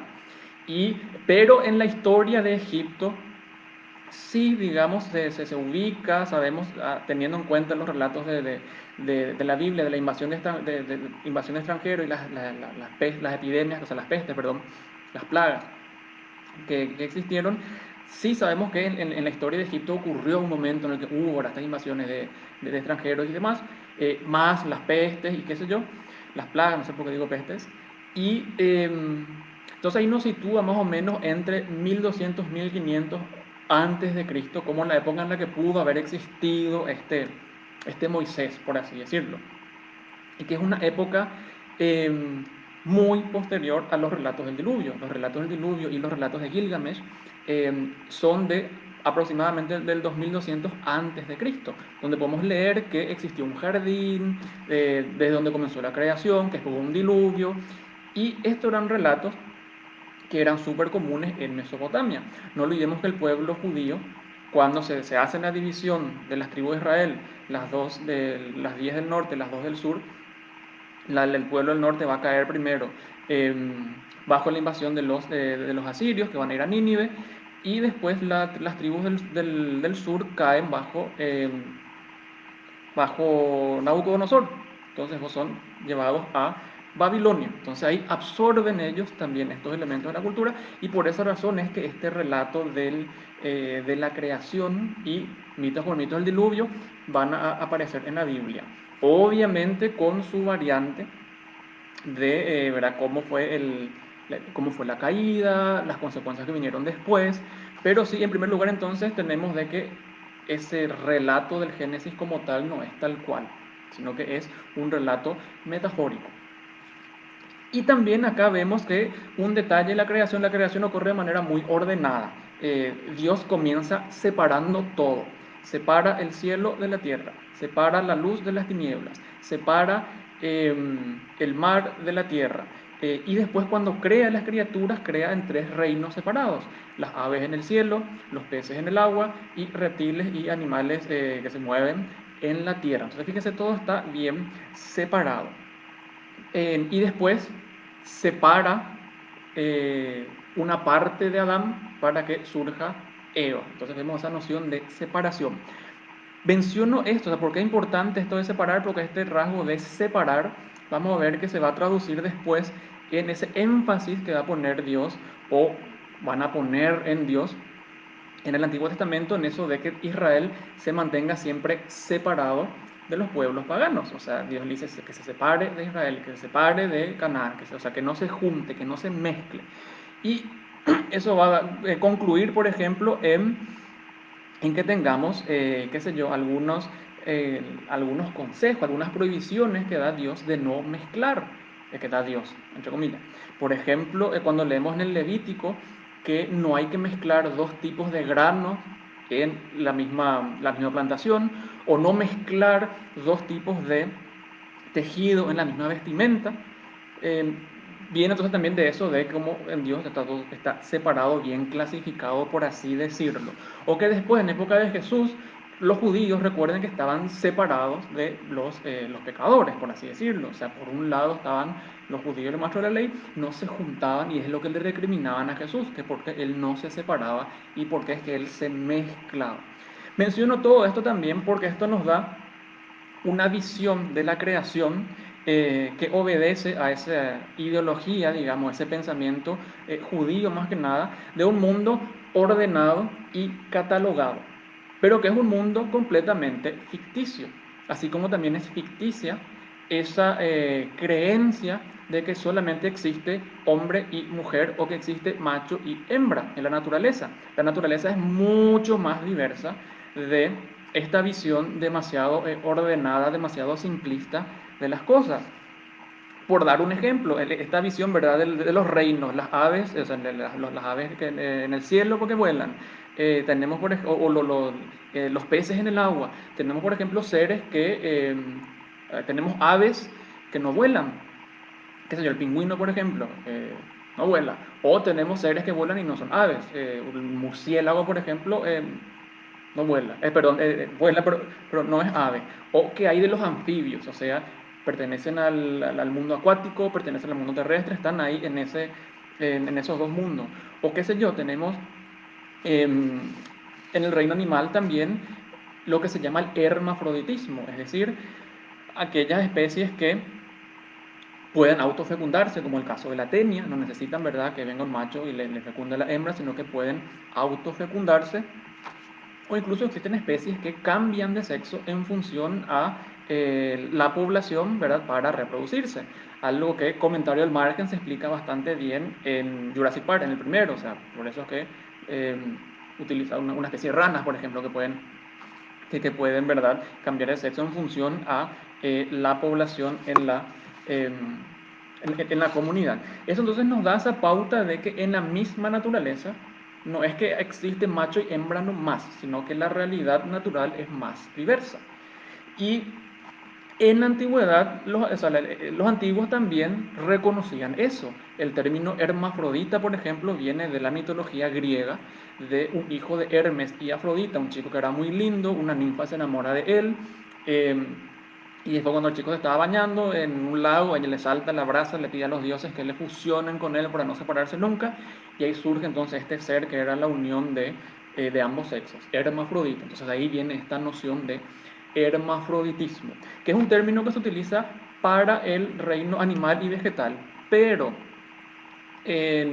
para los seres humanos no existe, o sea, en los seres humanos no existen los hermafroditas, pero sí se habla de las personas intersexuales, es decir, aquellas personas que nacen cuyo sexo biológico no puede ser determinado, si es que es macho, si es que es hembra, si es que es nene o si es que es nena. Así que en primer lugar también esa noción de que vemos de que Dios creó al hombre y la mujer es una visión inexacta.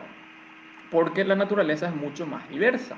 Y como les dije, existen personas que ya nacen sin ser eh, hombres, o sea, nenes o nenas. Entonces vemos que existen estas personas que no entran dentro de esa categoría separada, ¿verdad?, de rosado versus celeste. Es mucho más diversa la realidad. Y también eh, está el caso de, por ejemplo, lo que es gente que pueda tener una carga genética XY, pero que pueda tener un cuerpo de mujer, como es el caso de las personas que tienen el síndrome de Morris. O sea, fíjense, y esto estoy simplificando nomás, ¿verdad? Pero simplemente les menciono esto para ver cómo la creación, cómo lo que existe, es mucho más diverso que esta noción nomás que nos quieren meter encasillando, ¿verdad? De que todo es este binarismo, ¿verdad? La naturaleza es mucho más diversa. Y Jesús mismo también reconocía esta diversidad, porque en Mateo 19, 1 al 12, el famoso también pasaje evangélico que suelen mencionar los fundamentalistas, cuando a Jesús unos fariseos le preguntan si es que era lícito divorciarse, Jesús les dice que no, y ahí habla del Génesis, que Dios creó al hombre y la mujer, el hombre va a dejar a la mujer para unir a sus padres, perdón, para unirse y ser una sola carne, y que el fundamentalista dice, mira acá, Dios está definiendo el matrimonio como la unión del hombre y la mujer. No. Dios, a Jesús, ¿qué le preguntaron? Le preguntaron si era lícito divorciarse. Jesús menciona esto de volverse una carne simplemente para decir, como ya son uno, no se puede romper el vínculo. Y la famosa frase, lo que Dios ha unido no lo separe el hombre. Entonces, nuevamente, cuidado con el contexto. No le pongamos a Jesús en boca de Jesús lo que él no dijo. Jesús lo que estaba diciendo acá es el divorcio no está permitido. Mateo después habla de excepciones, pero en fin, no viene al caso. Y a continuación de esto Jesús le dice entonces a los apóstoles, bueno, entonces, ¿para qué casarse si no te vas a poder divorciar? Y es entonces que Jesús le habla de otra diversidad que existe y sobre todo menciona el caso de los eunucos. Y él habla de personas que, sobre todo una categorización de aquellos eunucos que lo son de nacimiento, aquellos eunucos que fueron vueltos eunucos y otros que por el reino de Dios se volvieron eunucos. Que algunas interpretaciones bíblicas incluso llevan más, o sea, en vez de referirse a eunucos nomás, hablan de personas aptas para casarse. Es decir, él dice que hay gente que nació y que se dio cuenta que el matrimonio no es para ellos. Y algo muy interesante es que Jesús, cuando habla de esta categorización de eunucos, él, por ejemplo, hace una categorización que también, o sea, comienza hablando de una categorización que era típica también de los rabinos. En el mundo judío de la época de Cristo, los mismos rabinos también, o sea, existía una categorización de eunucos. Hablaban de aquellos que eran eunucos de nacimiento, hablaban de aquellas personas que nacían con genitales que no estaban definidos, pero que, bueno, le tiraban nomás a genitales femeninos, aquellas personas que eran andróginas, o sea, unión masculino-femenino, y aquellas personas que nacían con genitales inciertos, pero que se iban a diferenciar. ¿Por qué era importante esto para el mundo de los judíos? Porque recuerden que ellos hasta ahora mantienen la circuncisión, entonces el rabino tiene que saber si hay algo ahí que él pueda cortar. Entonces ahí esa importancia que ellos daban a también categorizar según cómo uno nacía. Y fíjense como ya en tiempos de Jesús existía entonces esta categorización que nos habla de que no es nomás así de fácil y simplista y simple el decir de que se nace varón o mujer. Ya los mismos judíos de la época de Jesús reconocían que existía una diversidad en cómo veníamos al mundo, que no veníamos nomás como nene o como nena, había también unas otras posibilidades. ¿Por qué era tan importante esto del tema de los eunucos? Porque el Antiguo Testamento, en Levítico, por ejemplo, aquellas personas que tenían los testículos aplastados no podían entrar al templo, o sea, estaban excluidos del culto. Y leemos también, o sea, de ahí esa importancia que se le daba sobre todo no importancia, sino que también ese trato especial que se tenía con los eunucos porque eran unas personas bastante relegadas de la comunidad. Y sobre todo cuando los judíos estuvieron cautivos en Babilonia, se dieron cuenta de que los eunucos eran también una especie de mercancía, era algo exótico y que también incluso podían algunos tener acceso a una vida en el palacio, el que protegía al harén y demás. Y de ahí entonces que se convirtió en una especie de carga social porque había gente que era secuestrada también para ser vendida como eunucos. Entonces de ahí es que Jesús también habla y como que parte de esta clasificación que hace de los eunucos, de lo que hacían los judíos, pero para hablar también de algo más allá, es decir, que no todos, digamos, estamos llamados al matrimonio, que no todos nacemos más hombre y mujer, sino que también hay esa eh, diversidad.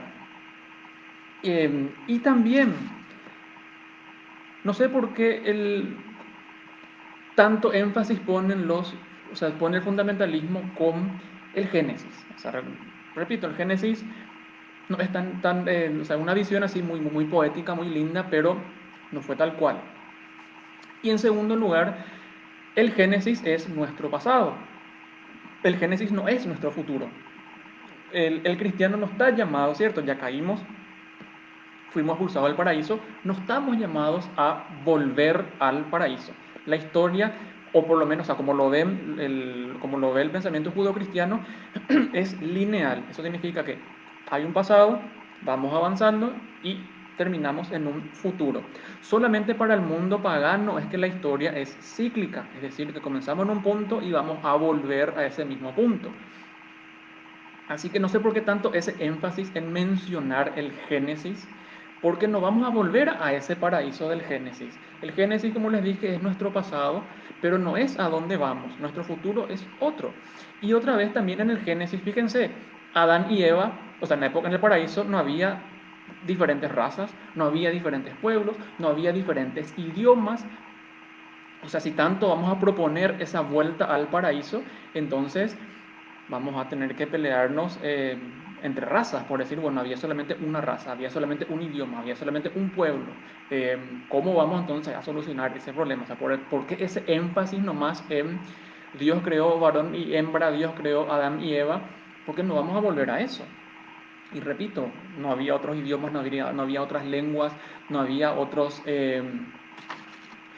razas, entonces en vano, digamos, volvemos a ese pasado, o sea, queremos volver a ese pasado porque no es ahí, como les dije, donde estamos destinados a ser. O sea, con Cristo, Cristo hace las cosas nuevas, Cristo hace que nazcamos de nuevo y que, o sea, el Cristo nos da otro camino a seguir, no nos dice vuelvan otra vez al pasado, porque repito, la historia para el pensamiento judeocristiano no es cíclica, la historia es lineal. Y un pasaje muy lindo que vemos, que nos sale en Gálatas sobre todo, es el tema y con esto voy a ir cerrando, ¿a dónde estamos nosotros llamados? En Gálatas 3, 27 al 29, vemos que los que habéis sido bautizados en Cristo, os habéis revestido de Cristo.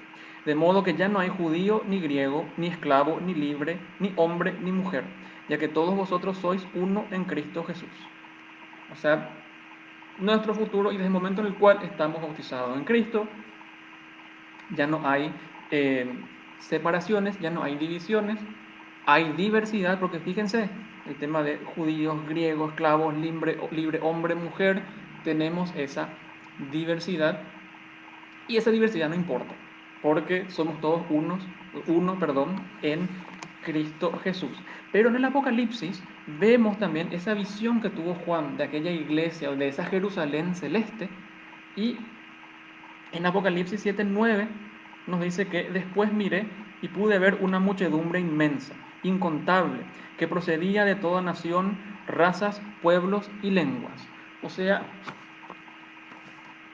nuestro paraíso futuro es un paraíso diverso, es un paraíso donde va a existir esta misma diversidad que podemos encontrar ahora.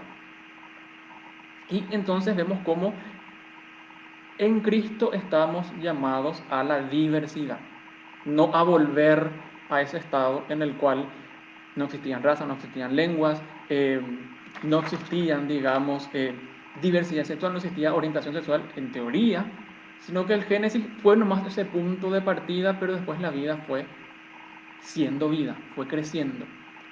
Por eso no pongamos ese énfasis en el pasado, o en una interpretación también muy limitada del pasado, sino que como cristianos que somos pongamos ese énfasis en la diversidad, porque es a esa diversidad a la que estamos llamados y es esa diversidad la que nos enriquece, porque la creación es ampliamente, inmensamente diversa.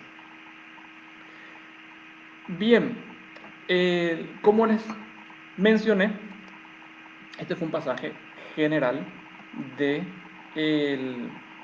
este pequeño material. Esta última parte no está todavía incluida, pero sí forma parte de proyectos futuros que estoy teniendo. Pueden adquirirlos, o sea, acá a través de la página pueden tener, ¿verdad?, el acceso al material online. Espero que lo disfruten. Y como les dije, es bastante sencillo, de lectura bastante fácil. Pueden seguirnos también acá en la página de Cristiano Inclusivo para ver cuándo son nuestras reuniones. Nos estamos reuniendo, obviamente, online cada 15 días. Y bueno, cualquier comentario, no sé si voy a dejar un espacio acá chiquitito, si es que ahora sí puedo leer un poquito los comentarios, como está aprovechando el live. No sé si alguien quiere comentar, preguntar algo que no quedó claro. Discúlpenme si me aceleré un poco. Ni siquiera vi cuánto tiempo estuve hablando. Y de paso respiro un rato.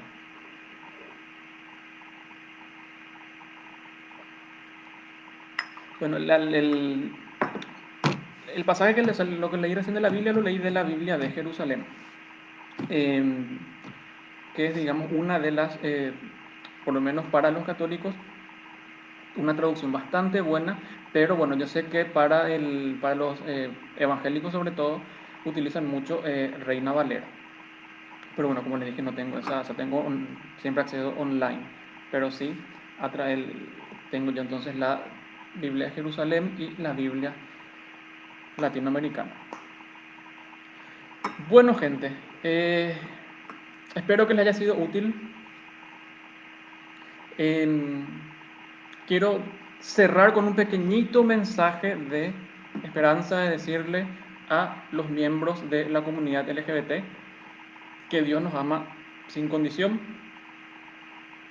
que no hay nada malo en nosotros, ser gay, ser lesbiana, ser trans, ser bisexual, ser intersexual, no significa que somos pecadores, no significa que hay algo malo en nosotros.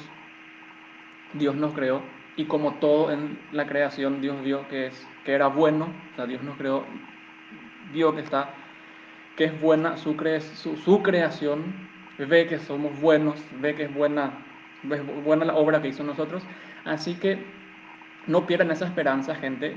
Dios les ama como son, no hay nada malo en ustedes, así que siéntanse libres, siéntanse bienvenidos, bienvenidas en la diversidad, porque es la diversidad la que creó Dios, así que siéntanse aceptados, siéntanse amados por Dios por como son.